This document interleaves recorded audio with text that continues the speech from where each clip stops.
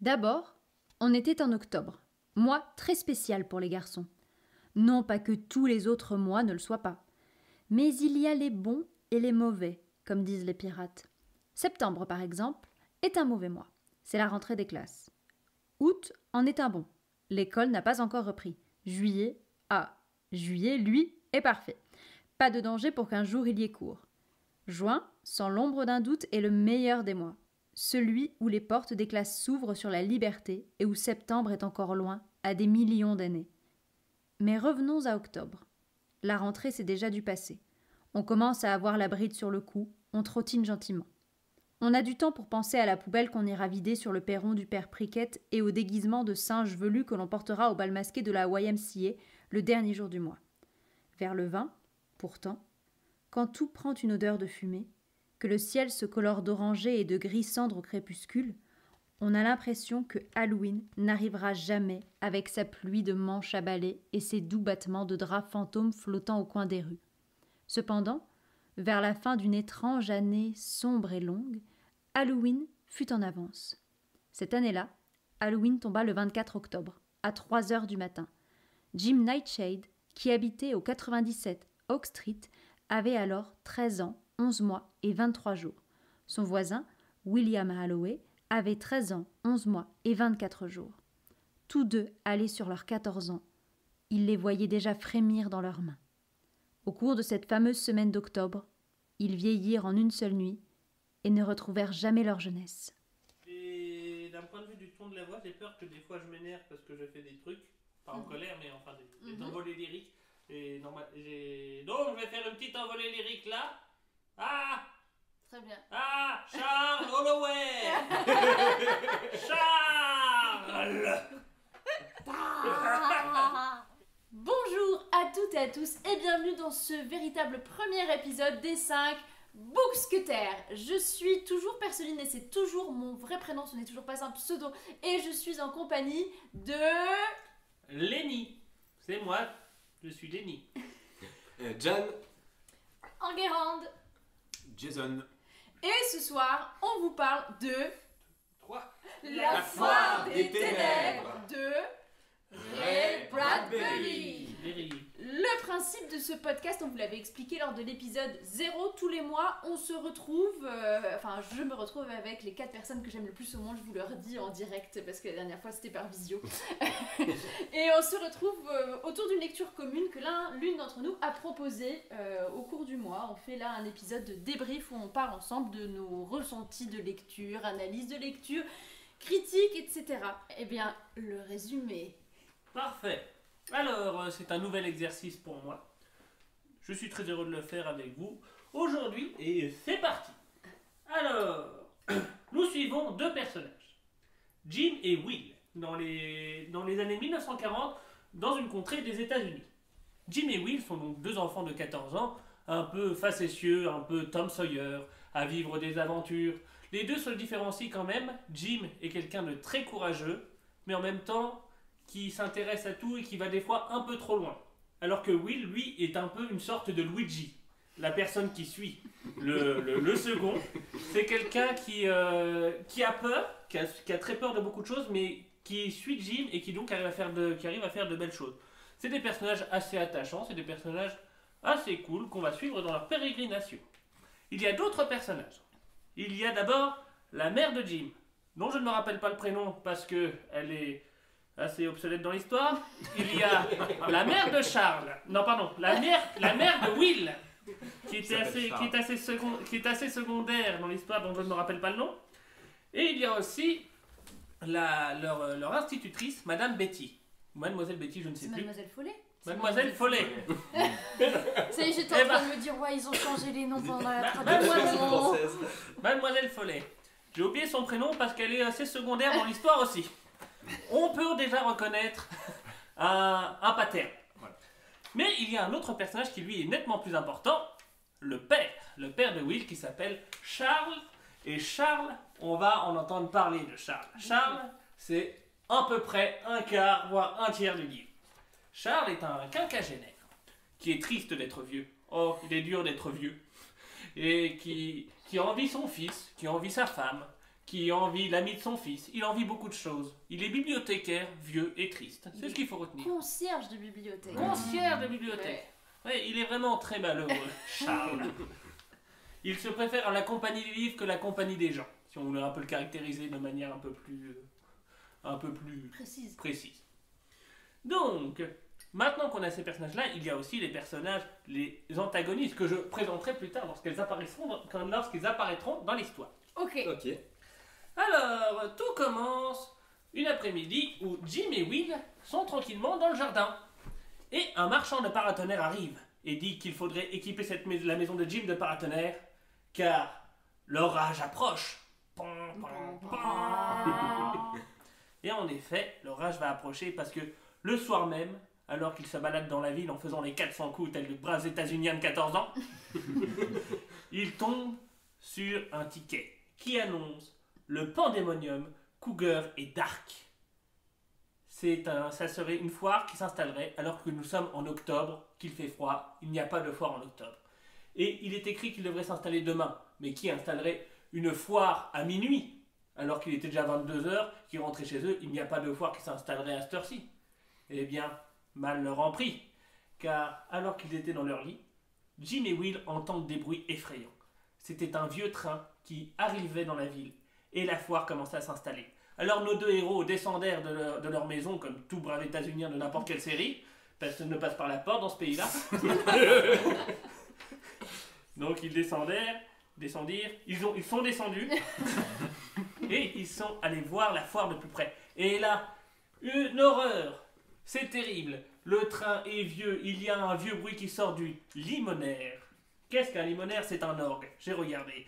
Un limonaire fait un son horrible qui les effraie, on dirait des cris, des squelettes, de tout plein de choses qui font très très peur. Et puis là, les tentes commencent à s'installer, on dirait que les tentes sont vivantes. Un énorme ballon moche et mousseux arrive par-dessus. Ils capturent des nuages, ça fait peur, on dirait qu'ils font vraiment des choses horribles. Et là, une énorme mousse prend les enfants et les ramène chez eux. C'est terrible et ça fait très très peur. Était-ce un cauchemar? Eh bien non, le lendemain, la foire est là. Et donc Jim et Will vont voir la foire. Et qui est-ce qu'ils croisent là-bas? Leur professeur qui s'appelle Mademoiselle Follet. Mademoiselle Follet. Qui va dans le palais des glaces. Et là, dans le palais des glaces, Mademoiselle Follet devient folle et pleure. Du coup, Jim va la sauver. Mais il devient un peu fou et pleure un peu.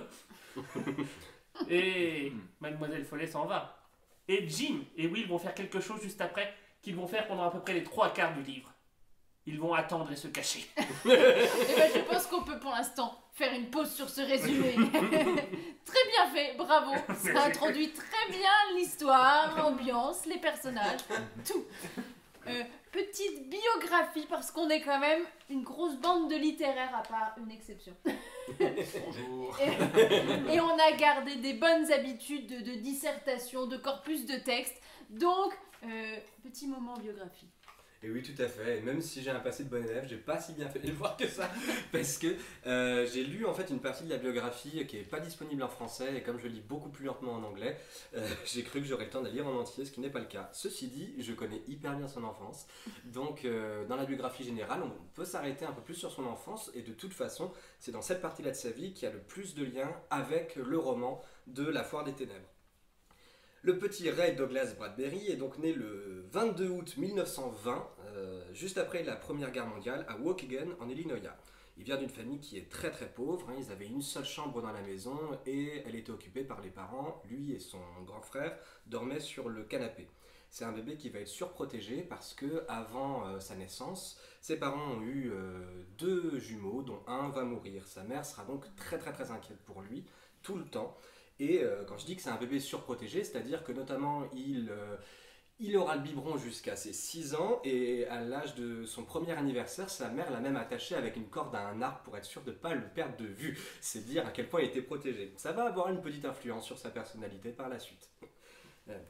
Ses parents ne sont pas des grands lecteurs, mais par contre sa mère est passionnée de cinéma et de radio. Il va beaucoup écouter la radio à partir de ses 2 ans, parce que c'est même son grand-père qui aura construit sa radio. Le cinéma, sa mère est vraiment passionnée, donc elle va l'amener dès ses 3 ans. Et il y a un film en particulier qui va beaucoup le marquer, c'est Notre-Dame de Paris.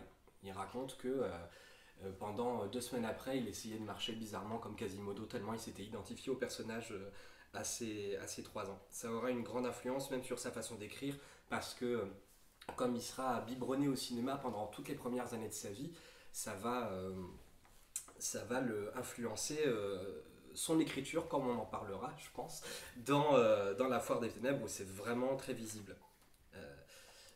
Il s'identifie à Quasimodo aussi parce qu'il est très différent dans sa famille, c'est-à-dire que son père et son frère sont très athlétiques, ils sont très durs, à jamais montrer leurs émotions, alors que lui il est hyper sensible, il pleure tout le temps, il pleurera jusqu'à la fin de ses jours d'ailleurs, pour la moindre petite chose, et surtout il a une imagination débordante. Il apprend à lire grâce à des comic strips du dimanche et pas forcément grâce à l'école. Ceci dit, il y a une personne qui sera très importante dans sa vie, c'est sa tante, Nevada, surnommée Neva, qui va l'initier à la lecture et notamment à la fantasy. Comme c'est une famille très pauvre, ils vont faire pas mal d'allers-retours en fait entre l'Illinois et l'Arizona. Et finalement, il va plus vivre en Arizona et en Californie que dans l'Illinois, donc à Waukegan, sa petite ville de naissance.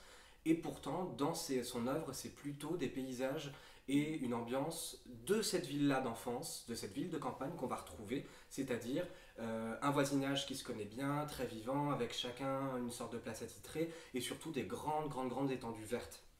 C'est-à-dire qu'il va plus avoir le souvenir fantasmé de cette partie de sa vie-là. Il va avoir des rencontres avec la mort aussi assez tôt, puisqu'il va avoir une petite sœur à ses 8 ans qui va mourir très jeune. Il perd son grand-père aussi quelques années avant, et surtout, et ce qui nous intéresse plus ici, c'est qu'il va avoir une visite à la foire avec une anecdote qui est racontée dans le livre, si vous l'avez lu, où il y a un certain monsieur électrico, un numéro dans lequel un homme est sur une chaise électrique et il se fait passer des milliers de volts dans le corps apparemment, et qui va pointer du doigt le petit Ray Bradbury en disant tu seras immortel. Et plus tard, il va aller dans les coulisses, parler avec cet homme et lui dire « Ah mais si on se connaît, on a combattu ensemble à la Première Guerre mondiale, tu es mort et tu es là à nouveau. » Cet événement, que je en soi assez marquant, hein, parce qu'il doit avoir 9 ans à ce moment-là, il est très jeune, et très proche en fait du décès de son oncle qui est tué par une balle dans un braquage de voiture. D'ailleurs, pour preuve qu'ils étaient vraiment très pauvres, lors de son graduation day, donc c'est le moment où il a eu son diplôme à la fin du lycée, son costume c'était le costume de son oncle avec encore le trou de la balle dedans, mais comme c'est Ray Bradbury, il trouvait ça hyper cool. J'ai dit qu'il était très surprotégé, du coup c'était un gamin qui était adorable mais absolument insupportable, il parlait pas, il criait tout le temps, il faisait du forcing tout le temps, dès qu'il est allé en Arizona et en Californie, il allait voir les stars, il leur courait après dans les escaliers pour avoir des autographes, il se déplaçait qu'en roller, mais du coup les gens ils l'aimaient bien. Ceci dit, ça lui a été assez utile parce que c'est grâce à ça notamment qu'il a pu rencontrer plein d'auteurs, qu'il a participé à la première convention de science-fiction du monde, dans laquelle il y avait par exemple un jeune auteur qui s'appelait Isaac Asimov, un des grands noms comme ça de la science-fiction, et il va même avoir une petite carrière d'acteur au début parce qu'il a fait du forcing, parce qu'il allait voir la directrice et qu'elle lui a dit non c'est pas possible, elle a dit s'il vous plaît vous êtes obligé, j'ai déjà dit à tous mes copains que j'y étais, vous êtes obligé de m'accepter. Du coup ça a marché. À partir de là, il a décidé d'écrire tous les jours de sa vie. Il écrit une nouvelle par semaine et il va continuer ça jusqu'à la fin de ses jours.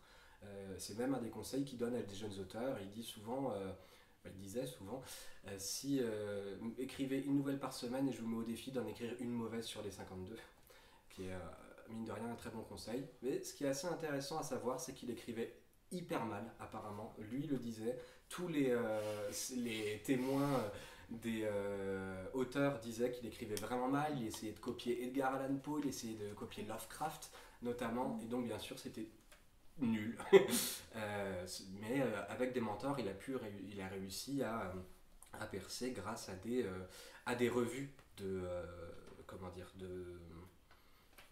des pulps quoi, ouais, de la pulp. Il en a même ouvert une lui-même, mais comme il n'avait pas assez d'auteurs, il a écrit plusieurs nouvelles sous plusieurs pseudos. L'audace quoi. Okay. Donc voilà, ensuite c'est avec son roman notamment Fahrenheit 451 qu'il écrira très tard, qui va être vraiment connu après le succès des Chroniques martiennes, qui sera donc un ensemble de nouvelles de science-fiction qu'il avait écrites à la base, en fait, très séparément. Il savait pas quoi en faire, et c'est un de ses amis auteur-éditeur qui lui a dit mais attends, tu peux faire mieux, en fait, mets-les ensemble, écris un petit peu plus et tu verras, ça deviendra, c'est un chef-d'œuvre. Donc apparemment déjà très tôt il écrivait, il était assez marginal puisque sa prof d'anglais, dans ses dissertations, au-delà des commentaires de texte, elle lui disait, des commentaires sur la copie, elle lui disait je ne sais pas ce que tu écris, mais continue.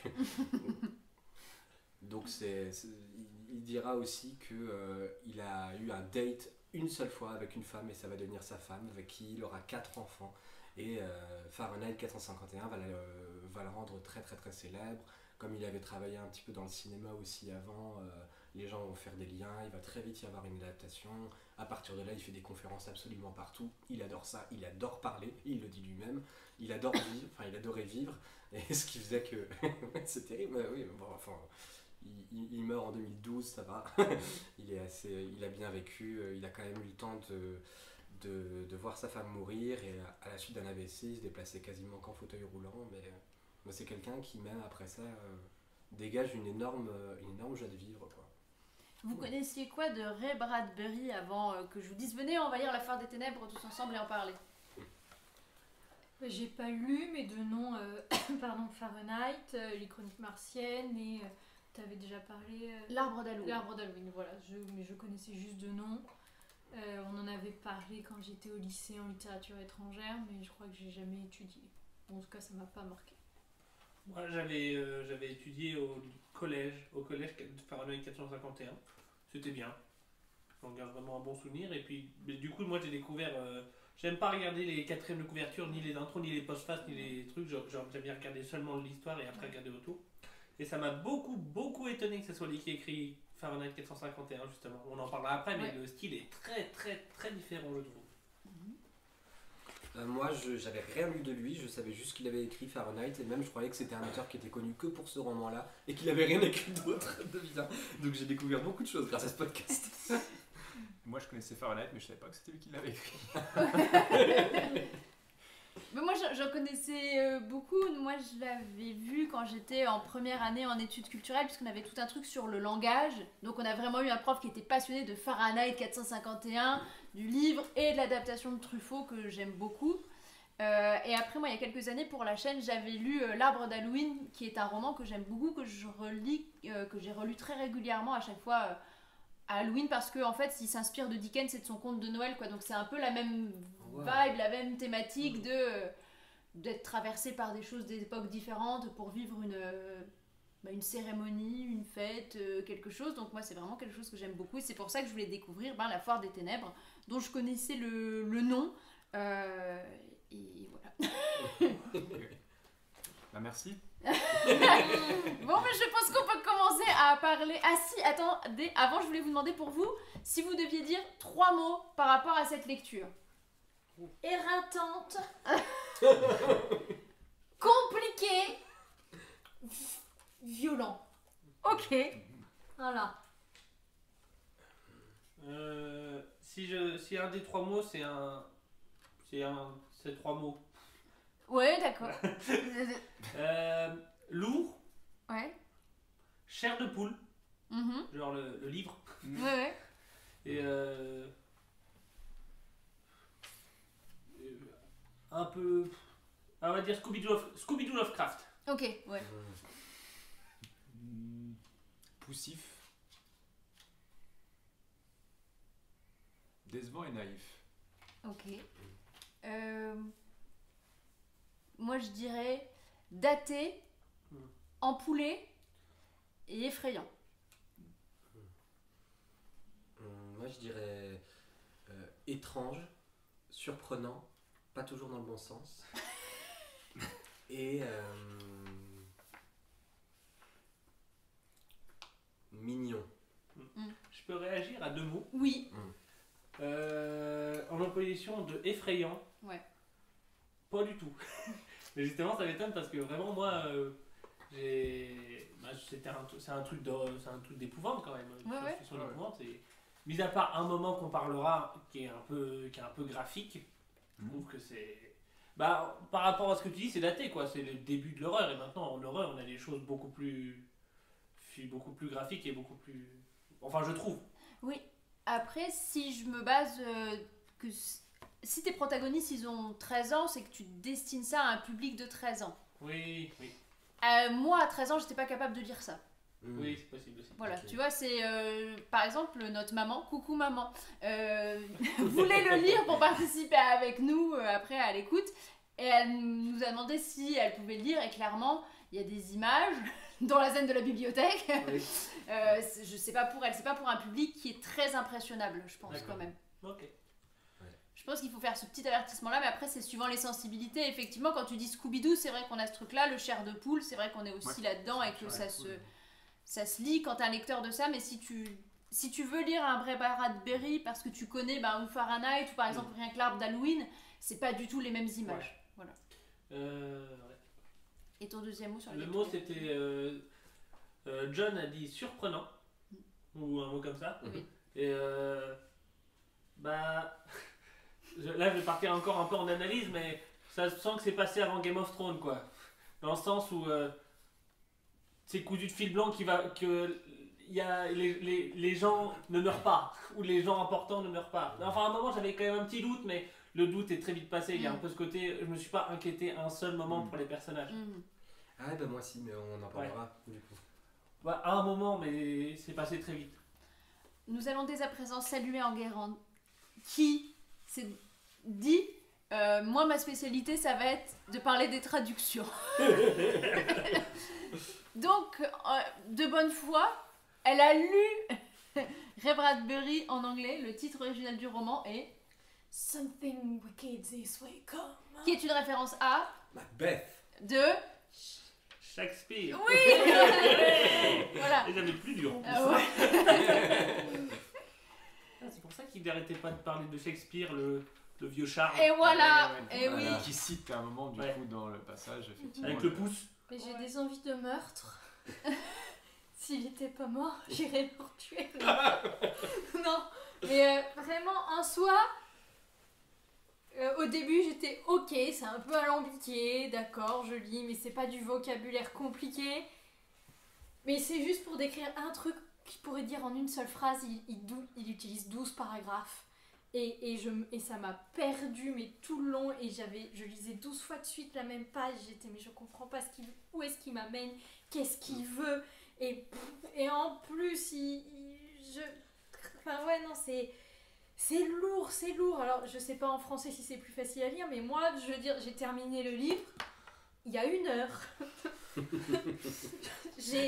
C'est parce que je ne pouvais pas, j'y arrivais pas vraiment, je lisais un chapitre, j'en pouvais plus, j'étais fatiguée, j'en avais marre, j'avais envie de balancer le livre par terre ou quelque part ou de le brûler, ouais j'ai aussi eu envie de brûler le truc.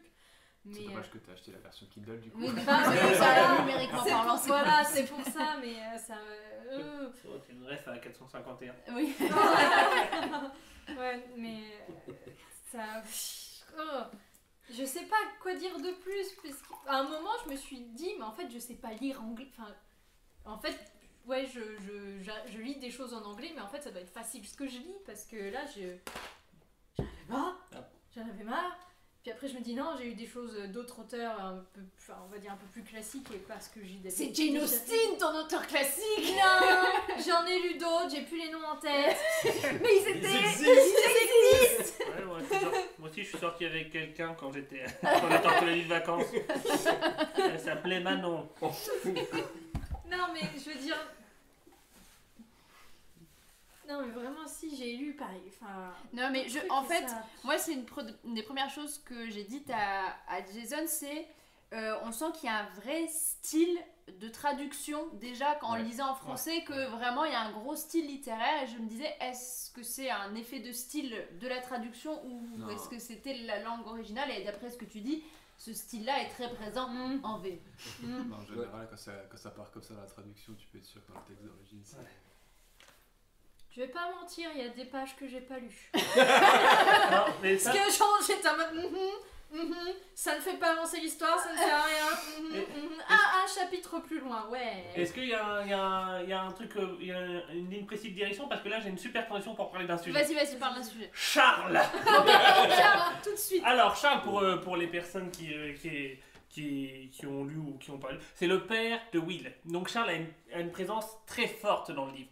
C'est le père et on voit, alors que normalement on est censé suivre deux adolescents, il y a plusieurs fois où Charles apparaît et on sait ce que Charles pense. Voilà. Charles apparaît au chapitre 2. Oui, il apparaît et oui. Moi, ce que je voulais dire, c'est que souvent, quand c'est des ados qui vivent des trucs, il n'y a que les ados et les parents sont jamais là. Et c'est un truc que moi je reproche beaucoup, c'est les enfants se débrouillent très souvent tout seuls et quand c'est de l'horreur aussi, alors que je pense que tout enfant qui vit un truc, en tout cas qui voit des choses bizarres comme ça, va dire « Maman, j'ai vu un truc bizarre ». Et j'ai apprécié la présence de Charles, qui prenne partie prenante de l'histoire de son fils et de son aventure et qu'on sente qu'il y a un parent investi. C'est dommage qu'il n'y ait qu'un seul parent investi, mais... On parlera de ça plus tard. Oui, tout à fait. Revenons à Charles. Donc oui, il a investi, c'est vrai que ça c'est chouette, c'est une bonne idée. Cependant, Charles, il prend tous les défauts du livre pour moi. Oui. Oh la vache, quand il parle. Oh la vache, il est lent. Il est long. Il est lourd. Plutôt que dire, par exemple, j'aimerais bien être jeune, ou mon fils est vivant, c'est cool. Bah, il dirait pas ça parce que c'est un vieux texte, mais il dit, oh, j'ai vu courir mon fils, et lorsque mon fils courait, j'ai ressenti cette peur, ce désespoir que j'avais, et je le voyais, et Jim devait se dire à ce moment-là ça, pendant que Will devait se dire à ce moment-là ça, mais je savais que c'est long, et plusieurs fois, à chaque fois qu'il parlait, comme disait Enguerrand, je lisais en diagonale, je prenais le début de la phrase, j'avais la fin de la phrase, j'ai compris ce qu'il avait dit. Mais sauf que la phrase, c'est la moitié d'une page. Mais enfin, c'est un peu de la mauvaise foi de critiquer aussi véhément un personnage parce que c'est son style et puis c'est le personnage qui est comme ça. Mais c'est vrai que pour moi, en tout cas, moi ça ne m'a pas parlé ce personnage. Ce personnage, à chaque fois qu'il apparaît, surtout un moment dans la bibliothèque, un moment, il y a le soliloque de Charles. Ouais. C'est un chapitre en entier. C'est un chapitre en entier. C'est juste Charles qui parle. Et Charles qui parle comme moi je parle à un podcast sans ligne directrice. C'est son flux de pensée. C'est son flux de pensée et on pourrait croire que ça aurait pu être une écriture du style, c'est un flux de pensée mais contrôlé qui va quelque part, genre un faux flux de pensée. Non mais vraiment dans l'écriture j'ai l'impression... je vais donner ma théorie à propos de ce personnage Charles. Quand on écrit un texte, peu importe, c'est un truc de littéraire, un écrivain écrit toujours sur lui. C'est comme ça, t'écris une poésie, t'écris sur toi, tu dessines une peinture, tu te dessines toi. Et c'est des fois plus ou moins subtil. Et c'est un peu désagréable quand c'est pas subtil. Genre à part quand c'est une biographie, c'est assumé donc c'est pas grave. Mais là j'ai vraiment l'impression que ce brave Ray, il a écrit Charles comme c'est écrit lui, et ce qui fait que même il y a un peu comme une fanfiction, et surtout que Charles c'est lui qui sauve la situation quoi. J'ai trouvé ce personnage très gras dans le sens là. Et voilà, je voulais partager ça. J'ai vraiment l'impression qu'il s'est beaucoup trop identifié à Charles, c'est pour ça qu'il lui a donné autant d'importance. C'est vrai. Bon, enfin, je me trompe peut-être, il y a peut-être des bradéristes plus confirmés. D'après la biographie que nous a fait John, au final, je trouve que c'est plus l'opposé de Ray. Ce Charles qui prend pas de risque, qui est juste dans sa bibliothèque, qui prend son temps, qui fait pas les choses ou qui prend trop de temps pour les faire, alors que le Ray, à l'origine, justement, il ose des trucs, il fonce, il y va, il fait plein de trucs, voilà. Après, on part dans une autre théorie, mais lui, il a surtout la biographie jeune. Et là, quand il a écrit... Non, mais c'est vrai. Charles, il avait... Quand il a écrit, il a 40 ans, et il a écrit un personnage de 54 ans. Donc, ça serait le personnage qui se rapprocherait le plus. Mais enfin, tout ça, c'est qu'une théorie, et puis je suis pas certain de mon truc. Mais en tout cas, ça m'a vraiment donné cette impression-là, ce qui me rendait le personnage de Charles assez pénible. On est sur un roman qui est en 3 parties, en 3 actes. Une première partie arrivée, qui est longue. Hein, voilà. Sur une deuxième partie qui s'appelle Poursuite, qui nous fait vraiment entrer dans l'action. Et sur Départ, qui va très vite. D'ailleurs, c'est la partie la plus courte de tout le roman. Si on devrait caricaturer, il y a 50% du bouquin qui est partie 1, 30% partie 2 et 20% partie 3. Ouais. C'est vraiment... Et la postface est assez intéressante parce qu'il nous dit qu'il il a vu un film de Gene Kelly qui parle de cirque. Alors, attendez, je vais vous retrouver le nom du film. C'est vrai que c'est pas Gene si facile. Kelly. Ah non, c'est Invitation à la danse, Gene Kelly postface, page 451. Voilà. Très bien. Et donc il voit ce film-là et il se dit je vais écrire une histoire par rapport à ce que j'ai vécu quand j'étais petit avec Monsieur Electrico à la foire pour Gene Kelly, qui est le monsieur de Chantons sur la pluie pour les personnes qui ne connaîtraient pas. Et en fait, Gene Kelly meurt entre-temps et donc le scénario ne voit pas le jour avec Gene Kelly. Donc il en fait un livre et ce sera adapté plus tard par Disney en 83. Voilà, on fera un moment où on parlera de l'adaptation parce qu'on est quelques-uns à l'avoir vu. Et moi, je trouve que dans le roman, ça se sent vraiment qu'il y a des moments où c'est un scénario, notamment la deuxième et la troisième partie, on sent que c'est un truc de film, vraiment, ça a été pensé comme ça. Et qu'ensuite, il s'est dit, ah, par contre, maintenant, c'est un roman et c'était une nouvelle, donc il faut que j'arrive à rassembler tout ça. Et donc, il a fait une grosse première partie qui est vraiment très littéraire et très introductive et où là, on sent vraiment le gros style lourd et empoulé de Ray. Et je pense que ce que tu dis sur l'adaptation de la nouvelle au scénario au roman, ça explique une chose, c'est que le mot rythme n'a pas encore été trop prononcé, mais le rythme est super étrange, quoi. Moi, c'est ça qui m'a fasciné au début et qui m'a épuisé au bout d'un moment. Non, mais c'est vrai, c'est-à-dire que le rythme était tellement particulier que je m'attendais en fait à ce que l'œuvre soit d'une particularité similaire en fait au rythme et que ça commence. Je veux dire, le début de la première partie est assez... moi, m'intriguait vraiment beaucoup. J'adorais ce truc du train qui arrive, le temps que ça prend avant que la foire démarre, que la foire arrive et que toute la vie des enfants. Donc je m'attendais à quelque chose qui s'élève, en fait, qui s'étende après, qui devienne très très grand, puisque la préparation était très longue. Et finalement, quelque part, ça n'arrive pas. Finalement... c'est des choses que, après peut-être que c'est parce que l'imaginaire de la foire, on la connaît maintenant parce que c'est un élément récurrent de la littérature et du cinéma d'horreur, que peut-être qu'on a un autre rapport à la foire aujourd'hui, j'en sais rien, peut-être que c'est pour ça aussi qu'on n'est pas très surpris, en tout cas que j'ai pas été tellement surpris par ce qui se trouvait là-dedans, mais le rythme n'arrête pas de changer, et dès qu'il y a de l'action, il y a Charles qui arrive, effectivement, mais c'est vrai, ça se ralentit, et c'est comme une marche en randonnée, quoi. Si tu changes de rythme tout le temps, t'es encore plus fatigué et c'est un peu ce qui s'est passé pour moi. Ouais. C'est vrai que quand tu lis la première partie, il t'habitue comme à énormément de détails, un truc très très posé, donc tu dis waouh, on va attaquer la foire. La deuxième partie, t'as que 2 attractions qui sont décrites sur une foire complète. Tu dis il y a que 2 attractions maléfiques dans tout le bordel. Tu as spoilé, tu as dit maléfique. Ah là là. Il n'y a que 2 attractions ténébreuses, pardon. Donc ouais, après ça s'accélère et c'est vrai que c'est pour ça que je trouve ça un peu décevant au final. On a l'impression d'avoir passé très vite sur ce qui nous intéresse au final, parce que 15 chapitres, non, je suis gentil, 15, il y en a plus de 30 sur le quotidien de la ville et après on va très très vite en besogne sur ce qui se passe. Par rapport au quotidien de la ville, en plus, par rapport au truc là, le principe du fusil de Tchekhov, c'est que chaque chose qui apparaît dans un livre ou dans une œuvre doit être utilisée, et ben là non. Il y a pas mal d'éléments justement dans l'introduction qui est très long, plein de personnages, plein de choses. Par exemple, il y a tout un moment sur le théâtre, sur un espèce de théâtre très étrange. Ah, il faut qu'on en parle. Le théâtre, j'ai rien compris. Je me souviens même pas.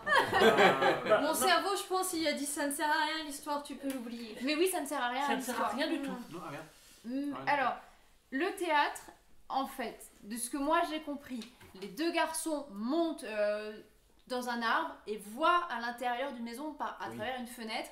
Et en gros, dedans, c'est Eyes Wide Shut. Donc, c'est une orgie. En fait, c'est une orgie. C'est dans des gens nus qui dansent ensemble, qui se touchent et tout. On n'a pas lu le même bouquin. Chapitre 6. Chapitre 6. Chapter 6. Les garçons arrivent à un croisement et Jim veut aller voir une maison, le théâtre. Il s'y passe quelque chose qui a changé le goût des choses. Ils ont observé il y a quelques mois des gens dénudés qui effleuraient leur partenaire. Voilà. Mais comment c'est traduit ça? Moi je m'étais dit c'était pour montrer que Jim est plus intéressé par ces choses-là et qu'il veut devenir adulte, mais... Ouais. Peut-être, effectivement. Mais... moi c'est ce que je me suis dit, c'est pour montrer que c'est pas des enfants, mais que c'est des ados et qu'ils entrent dans la puberté et dans des choses qui peuvent pervertir peut-être l'âme. Enfin, c'est comme ça que je le raccorde par rapport ensuite à tout le discours de Charles, parce qu'on est quand même dans une Amérique protestante à mort et on a toute la philosophie protestante. de tristesse, enfin de deuil, de sobriété Et- tout à fait qui est très très présente, pesante dans le livre. Et quelque chose de très important aussi par rapport à ça, l'enfant bien, vieux mal. Vieillir c'est mauvais et quand t'es vieux t'es triste. Quand t'es un enfant t'es la chose la plus merveilleuse au monde et il faut pas vieillir parce que vieillir mal. Il Vraiment faut dans pas le être une femme. Il faut pas être une femme. Ouais. Oui. Sinon, il ne t'arrive rien. Sinon, t'as même pas droit à un prénom. Mais c'est vrai.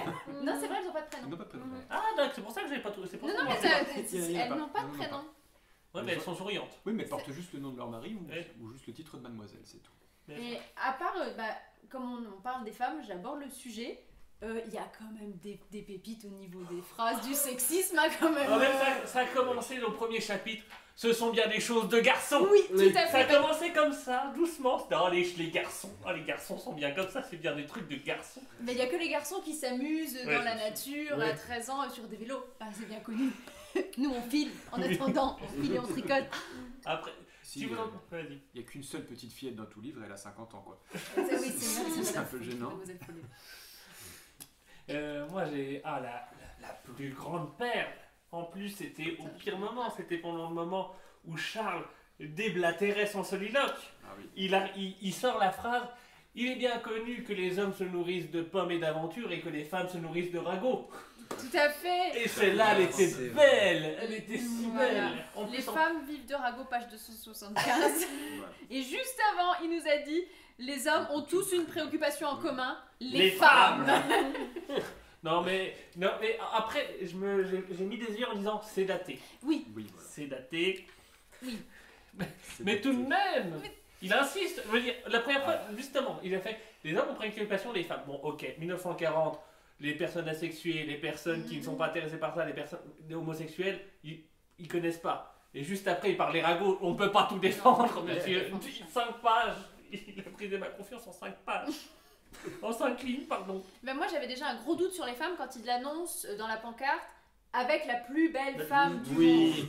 Parce que je pense qu'on peut en revenir à notre résumé. Quand la foire débarque dans la nuit, alors je sais pas vous comment vous avez compris ça, moi c'était un peu nébuleux, mais dans une boutique, on est d'accord, dans une boutique, il y a la glace, le cercueil de glace qui apparaît, Ouais. et dedans il y a la femme la plus belle du monde. Qui n'est pas décrite, voilà, elle est Non. décrite, voilà, en gros, C'est juste qu'elle l'homme est fraîche. merci. N'importe quel homme qui tombe devant, elle prend presque le visage de son idéal de C'est ça. beauté. Moi, c'est ce que j'ai compris. Donc, en gros, vraiment, c'est la femme objet pure. Et c'est une mauvaise revisite de Blanche-Neige, je trouve, dans ce cas-là, parce que ça aurait pu être très intéressant d'avoir cette femme dans un cercueil. Enfin, l'image, elle est parlante pour tout le monde, je pense. Mais là, là non, vraiment. Et donc, effectivement, et encore une fois, c'est la femme qui pervertit l'homme, puisque Monsieur Fury dit « Ah, une femme endormie, si j'y allais !» La porte est ouverte, en plus, ça va. Qui est Monsieur Fury? Le monsieur du Non, paratonnerre. mais que je n'avais pas nommé, c'est pour ça que je te le demande. Voilà. Le vendeur de paratonnerre C'est début Tom s'appelle Fury et non pas Nick Fury, comme j'arrête pas de... Tom Fury. Ouais. Et voilà, Monsieur Fury, et ben il va aller réveiller la belle, hein, comme toujours, alors qu'elle est juste endormie dans la glace, elle a peut-être autre chose à faire. Et non, il veut aller la réveiller, et puis ben forcément, c'est le début de sa perversion. Oh. Voilà. Donc ouais, non, vraiment, là, le petit point sur les femmes, à chaque fois, c'est... ça marche pas. C'était marrant, il y avait un...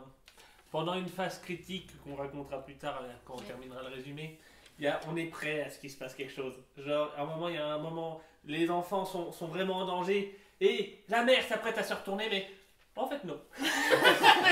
Mais vraiment, c'est ça. Mais en plus, c'est vraiment exprimé que c'est à côté et qu'ils seront par la fenêtre, mais vraiment, elle se retourne, en plus, comme dit, d'un instinct maternel, et en fait, non, elle va à l'église. Non, elle en sort. Alors ça, Elle en sort, oui, mais Oui, elle rentre chez elle. elle rentre chez elle, c'est bon. Franchement, si on voulait prendre le livre d'un point de vue des mères de famille, c'était deux journées assez banales, surtout. T'as donc peut-être acheté des pommes, fait de la couture, discuté de quelques ragots juteux. Bah oui. Non, mais c'est vrai que c'est vrai que ça, c'est quand même un gros point avec la vision actuelle, je trouve. Ah bah oui, puis même avec l'Indien en bois. Le Cherokee. Voilà, le Cherokee, là, on sent qu'on est dans dans le vieil États-Unis, quoi. Oui. Ce qui est étonnant par rapport au parcours personnel de Bradbury, c'est que pourtant il a eu des figures féminines assez fortes, quoi.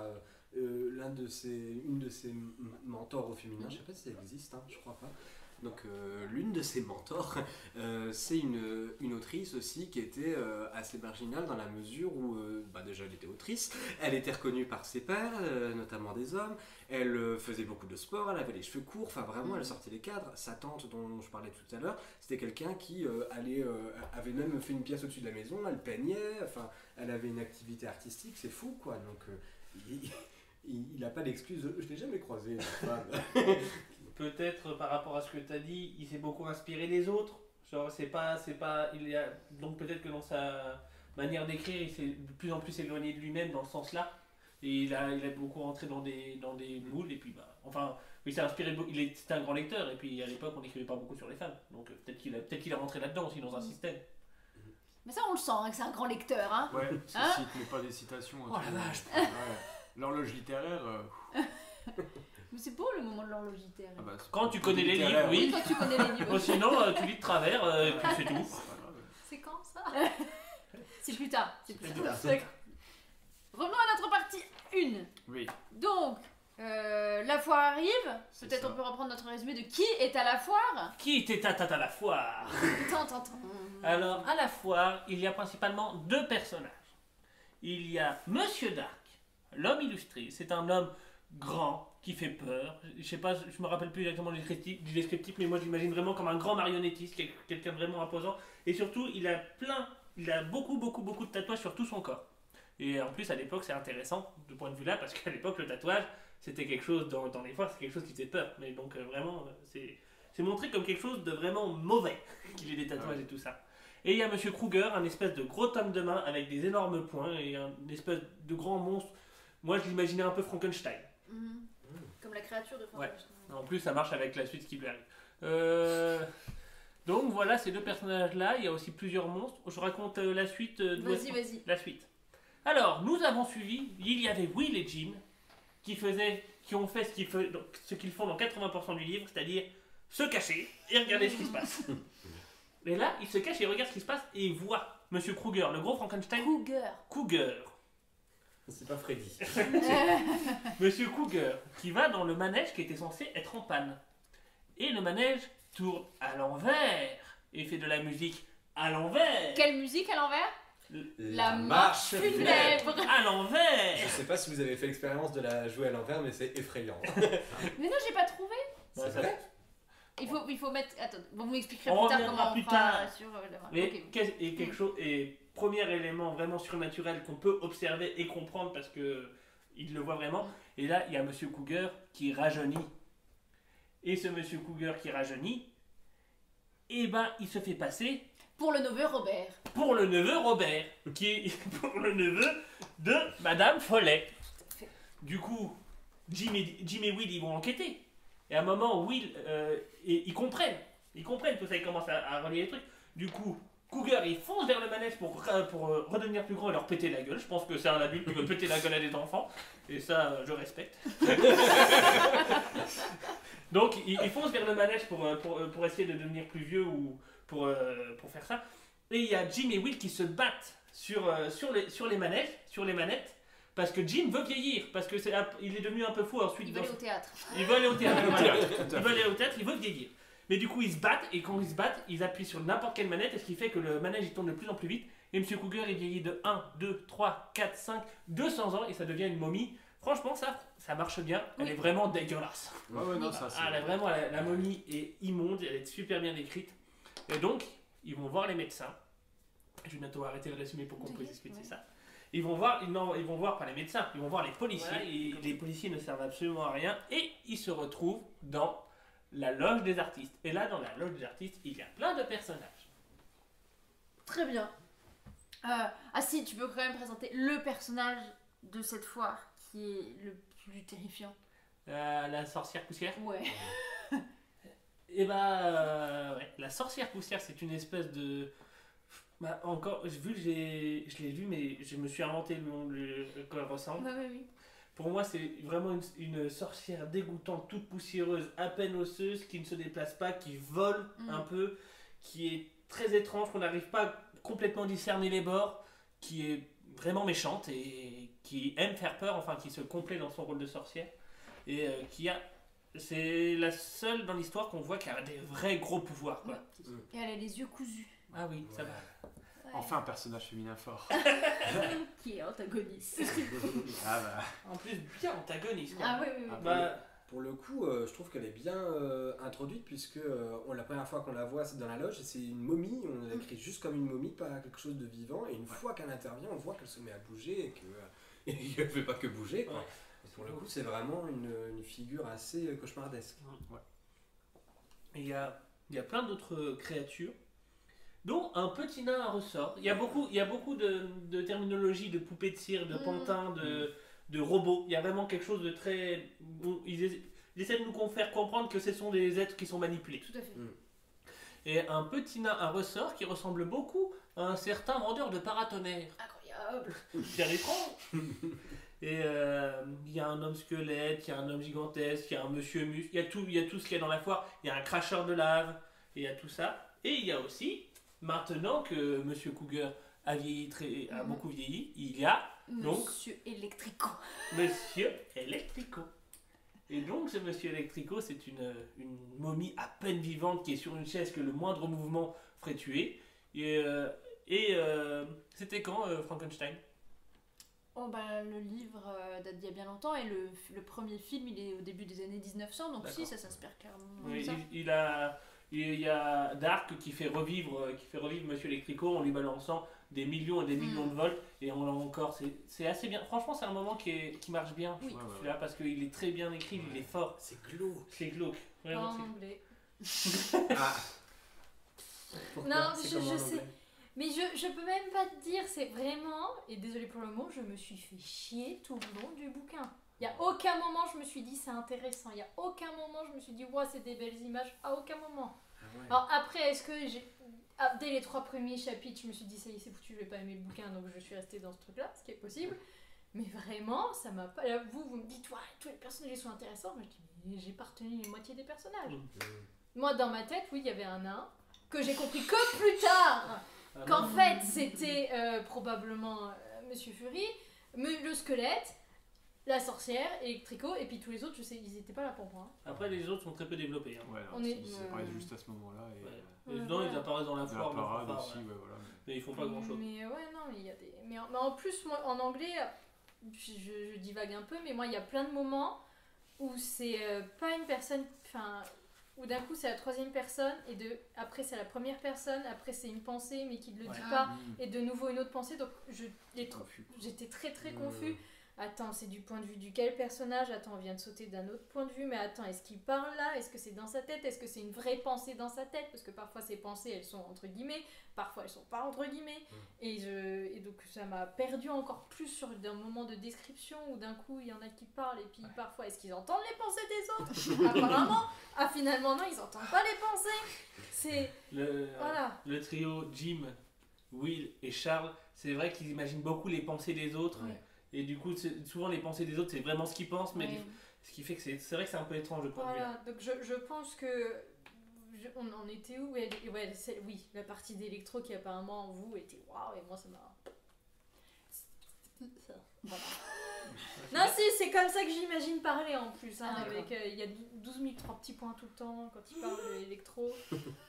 Moi j'imagine comme ça. De Fouras. Ouais, c'est ça, c'est Hyper Fouras qui a croisé Palpatine un soir d'orage. Bien Un petit peu, résumé. donc, Mais donc, c'est à partir de ce moment-là qu'il y a une vraie bascule. une vraie bascule, parce qu'à partir de là, tous les gens de la foire, Veulent tuer les enfants. et voilà.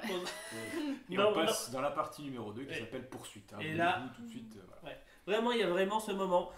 Je comprends pour le livre, mais je comprends pas pourquoi une bande de forains en veulent vraiment à ces deux gamins. Genre, Ah, t'as pas été dans cette foire. vraiment, ces deux gamins, ils... Bah ouais. En plus, moi, avec l'écriture moderne, je m'attendais à ce qu'il y ait un retournement de situation.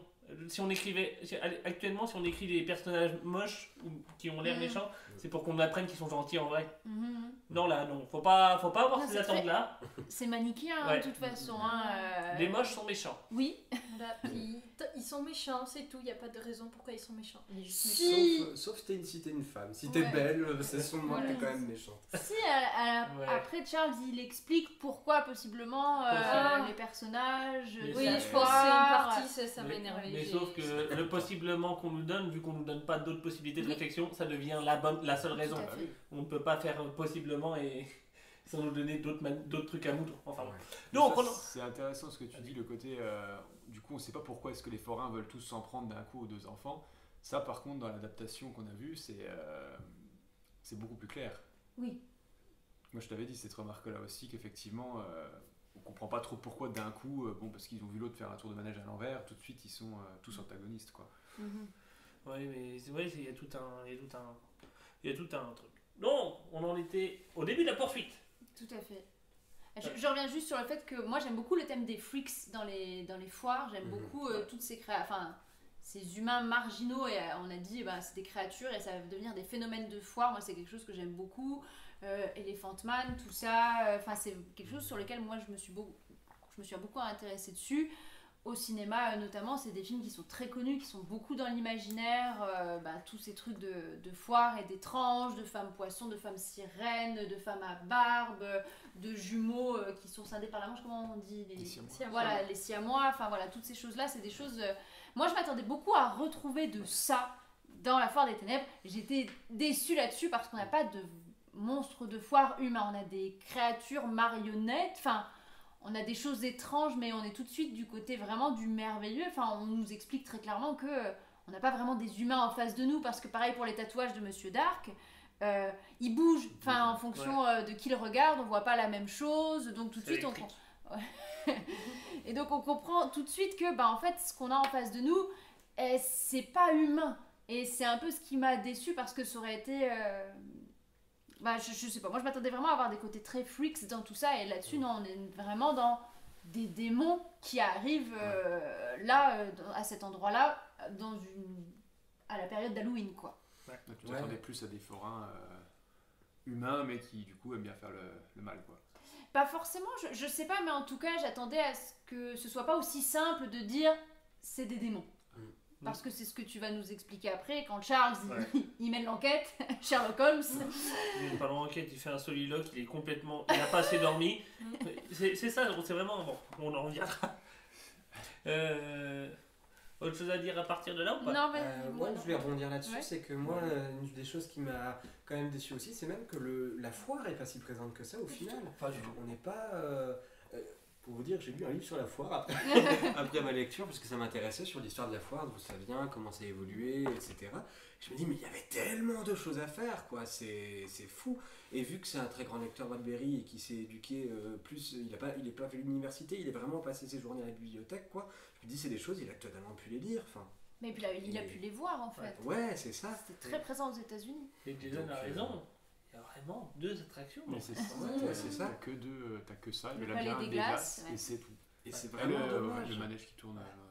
Ouais, c'est vraiment dommage parce que la foire aurait pu être un personnage à part entière, ça aurait pu devenir plus complexe, ça aurait pu devenir aussi, sans que ce soit effrayant et que ça puisse plus convenir à un jeune public, ça aurait pu quand même être perturbant. Enfin, quand tu parlais des chairs de poule, dans les chairs de poule, il y a des choses plus glauques que ça, quoi. Donc, bien plus glauques même. Donc, Surtout c'est quand un tu peu, vois comment elle est installée la foire à l'origine. Elle arrive, c'est un énorme ballon, les toiles de tente sont tissées des nuages d'orage, enfin ça... Oui, Mais en fait l'image non, est c'est très juste forte. un chamboule tout, t'inquiète. Ouais, c'est ça. Oui, c'est vrai qu'il y a un peu de tour. Bon. Et se passe la première aventure chair de poulesque, Scooby-Dooesque, la plus fantastique. C'est à partir du moment-là, les forains attaquent. Et les forains attaquent avec la sorcière de poussière sur le ballon vivant. On apprend que le ballon est vivant. Tout à fait. Alors cette image, comment vous l'avez vue dans votre tête au moment où vous avez lu? C'était très drôle. Au début tu te dis, ils ont quand même choisi la seule personne aveugle pour piloter un dirigeable. C'est déjà... Moi, quand j'ai lu ballon, comme on est dans un truc avec les enfants, j'ai vu le ballon rouge de ça. Je me suis dit parce que... Mais non, mais on est dans l'univers de la foire en fait. Donc moi, la première chose que j'ai vue quand ils disent on voit un ballon, je me suis dit il y a le petit ballon rouge de la fête foraine, ça sent pas bon parce que en tant que lecteur... que personne vivant du 21e siècle, on sait que le petit ballon rouge de la foire, ça sonne pas bien. Et après, quand je me suis dit, comment ils ont mis une sorcière là-dedans? Et après, je fais, une montgolfière. Mais d'accord. J'explique à peu près quand même ce qui se passe pour les personnes qui n'ont pas lu. Enfin, ou peu importe. C'est en gros, ils vont dormir et ils sentent, les enfants, que quelque chose approche. Et vu qu'ils sont super malins et qu'ils arrivent à parler par télépathie, enfin, non, en fait, ils communiquent, ils comprennent qu'il y a le ballon qui a installé la foire est venu avec la sorcière dessus. Ils devinent tout ça. Ils voient un peu, mais surtout, ils devinent. Et que la sorcière utilise de la bave de limace sur le plafond pour marquer la maison pour qu'ils puissent venir plus tard. C'est ça le plan de la foire. Mettre de la bave de limace sur le toit. C'est ça. Parce qu'en gros, elle sait lire les âmes à travers ses mains, à travers les toits. Donc une fois qu'elle a trouvé, elle fait la marque. Oui. La sorcière, elle fait vraiment... Moi, elle me fait peur. Vraiment, la sorcière, avec ses doigts, elle arrive à lire ton âme, elle sait tout, elle peut tout contrôler, elle voit rien, mais vraiment, c'est juste ses doigts dans les airs. Enfin, il y a quelque chose où elle est implacable, quoi, de toute façon, cette sorcière. Jusqu'à ce que tu prennes un arc qui casse et que tu lances une flèche. Oh, je ne dis pas tout. Et donc, mais c'est d'ailleurs cette situation qui est... Je trouve cette situation... Mis à part la sorcière qui fait peur... Personnellement, cette situation m'a fait beaucoup rire. Oui, c'est très drôle, par contre. D'imaginer vraiment une sorcière dans un ballon, il y a de la bave de limace, et les gamins, ils ont tellement pas peur. Vraiment, dans le truc, ils s'en fichent tellement, et c'est tellement léger par rapport à la situation qui est complètement débile et ubuesque, que c'est pour ça qu'il me fait... C'est le moment le plus Scooby-Doo que j'ai... Le plus Scooby-Doo du truc, quoi. Et il n'y a pas une once de danger, je trouve, là-dedans. Alors que, après, voilà, j'ai ce moment... Pour contrer la sorcière, ils amènent le tuyau d'arrosage. Oui. À partir du moment où pour contrer une sorcière, il faut nettoyer les tuiles. Non, mais c'est vrai. Enfin voilà, c'est assez étrange par rapport à tout ce qui a amené avec... On parlait de rythme. Monsieur Electro, quelque chose de très glauque. L'arrivée électrico, quelque chose de très très très glauque. Et puis tout d'un coup, pas la poire. On est sauvés, Will. Merci, Jim. Et puis du coup, t'as la sorcière voyante aveugle qui est au bout. Son ballon qui se retourne parce qu'elle m'a effacé mon toit. Elle revient. Elle l'en remet. Juste avant d'apprendre qu'au chapitre suivant, en fait, il n'y a plus la nuit, donc du coup, c'était foutu d'avance. Ceci dit, pour défendre un peu cet événement qui effectivement devient drôle, là où c'est malin, c'est que la sorcière revient vers la fin du livre et elle est vraiment dangereuse, elle est terrifiante, elle est sans scrupules, c'est vraiment la figure la plus puissante après, même au-delà de Monsieur Dark, dans la foire, quand même. Hein, oui, non, c'est vrai, on en parlera plus tard. Badass. Quand tu disais la description physique, moi j'ai noté quelque chose qui est proche de l'ogre, en tout cas, quand ils nous le décrivent au début, parce que j'avais l'image donc de Blanche-Neige dans son cercueil, je me suis dit on va avoir peut-être des choses du conte qui apparaissent par rapport à ça, comme on est avec des enfants, et je trouve qu'au tout départ il apparaît vraiment comme un ogre parce qu'il est beaucoup plus grand, il est dur, enfin voilà, il peut soulever les enfants vraiment juste d'une main en même temps, donc je me suis dit voilà, il a quelque chose où pareil il est un peu implacable, et on en parlera dans l'adaptation, mais je trouve que les choix sont très mal faits là-dessus dans l'adaptation quant à Monsieur Dark, quoi, parce que il y a quelque chose où il est dérangeant dans le livre à plein d'endroits, et dans le film il l'est pas du tout, quoi. Il affiche beaucoup plus ce qu'il est ou ce qu'il peut être. Avant qu'on continue, je vous propose qu'on fasse la pause chronique culinaire.